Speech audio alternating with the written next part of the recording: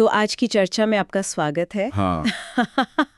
हमारे पास एक बहुत ही दिलचस्प किताब पर बात करने के लिए कुछ सोर्सेज हैं। The richest man in Babylon. हाँ, ये नाम तो लगभग सबने सुना होगा। बिल्कुल। और ये जो गाइड है ये किताब टॉक्स नाम के एक शो के लिए बनाया गया था। अब ये उन किताबों में से है जिसका नाम सब जानते हैं, पर शायद जिसकी गहराई में कम लोग ही उतरे हैं। तो आज हमारा मिशन कोई अमीर बनने का शॉर्टकट खोजना नहीं है। नहीं, बिल्कुल नहीं। बल्कि ये समझना है कि हजारों साल पुरानी ये कहानी आज भी पैसे को लेकर हमारी सोच को कैसे बदल सकती है। गाइड में एक बड़ी अच्छी लाइन है, यह पैसे के सपने नहीं, पैसे की समझ की बात करता है। और एक बेहतरीन शुरुआत है, क्योंकि ये सीधे मुद्दे पर आती है। स्रोत इस किताब को 3 शब्दों में बताता है: सरल, कहानी आधारित और सदाबहार। सदाबहार। हाँ, इसका मतलब साफ है कि हम कोई मुश्किल फाइनेंशियल मॉडल की बात नहीं करने वाले हैं। हम उन बुनियादी सच्चाइयों को देख रहे हैं जो हमेशा से काम करती आई हैं। और वो भी कहानियों के जरिए। बिल्कुल। और यही इसकी सबसे खास बात है।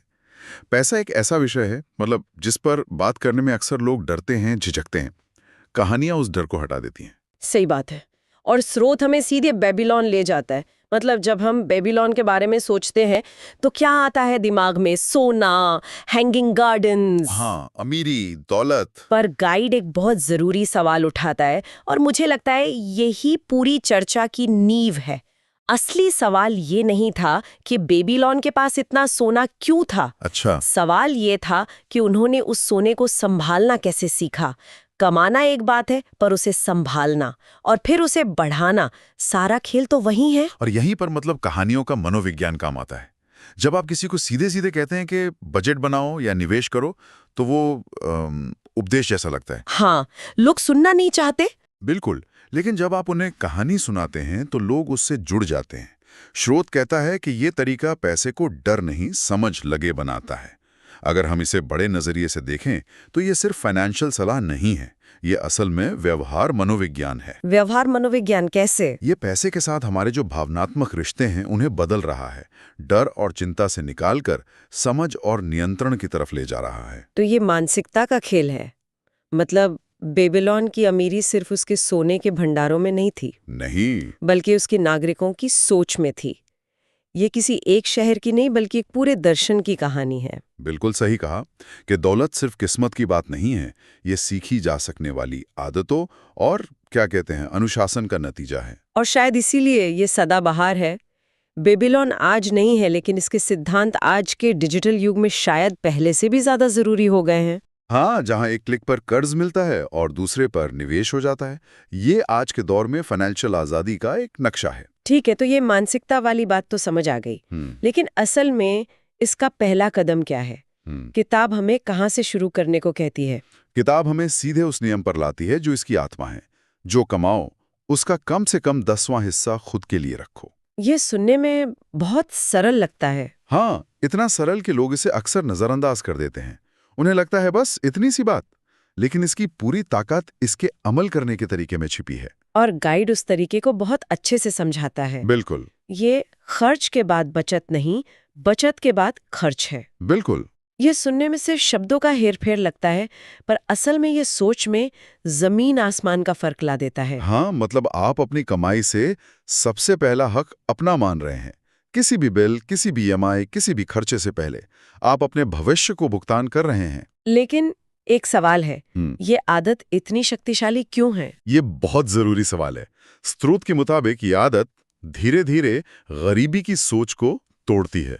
गरीबी की सोच मतलब ये सिर्फ बैंक में कुछ पैसे जमा करना नहीं है।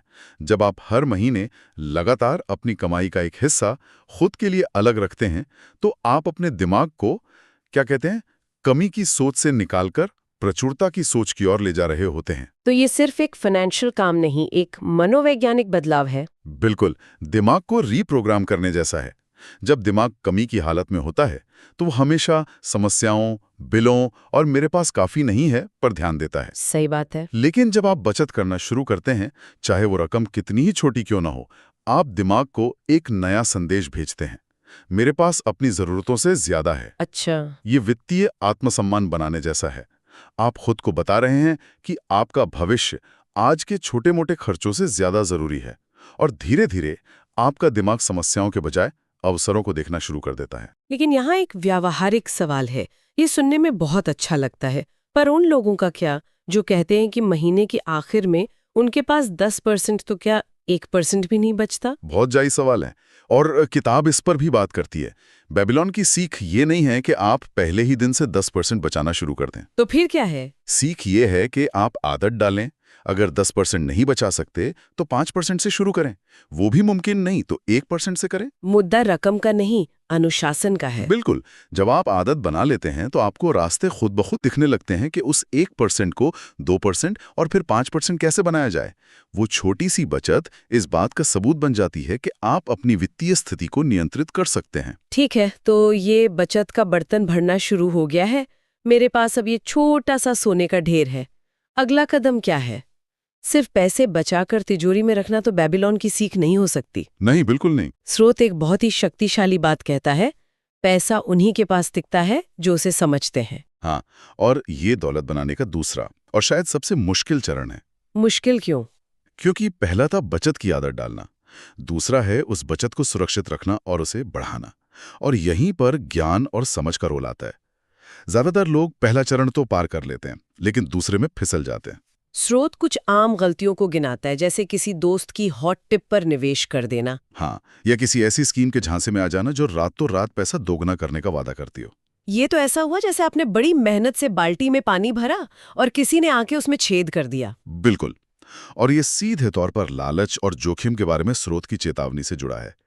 गाइड में एक बहुत अच्छी लाइन है, हर चमकता मौका सोना नहीं होता। लालच एक ऐसी भावना है जो हमारी तार्किक सोच पर पर्दा डाल देती है। जब कोई असाधारण मुनाफे का वादा करता है तो हमारा दिमाग उस मुनाफे पर इतना अटक जाता है कि हम उससे जुड़े खतरों को देख ही नहीं पाते। तो फिर बेबीलोन की सीख क्या है? कैसे तय करें कि अपनी मेहनत की कमाई कहाँ लगानी है? बेबीलोन की मुख्य सीख है, पैसा वहीं लगाओ जहां समझ हो। जहां समझ हो। हाँ, या फिर उन लोगों की सलाह पर लगाओ जो उस काम के माहिर हैं। इसका मतलब यह नहीं है कि आपको हर चीज का विशेषज्ञ बनना है, लेकिन इसका मतलब है कि आप अपना पैसा किसी ऐसी जगह नहीं फेंक रहे हैं जिसके बारे में आपको कुछ भी नहीं पता। मतलब ये अटकलबाजी और जुए के खिलाफ एक तर्क है। एक मजबूत तर्क। ये कहता है कि अपनी मेहनत की कमाई का सम्मान करो, उसे यूं ही दांव पर मत लगाओ। मैंने इस तरह से कभी नहीं सोचा था। तो ये सिर्फ निवेश करने के बारे में नहीं है, ये अपनी कमाई के प्रति जिम्मेदार होने के बारे में है। बिल्कुल। पैसा ज्ञान का सम्मान करता है।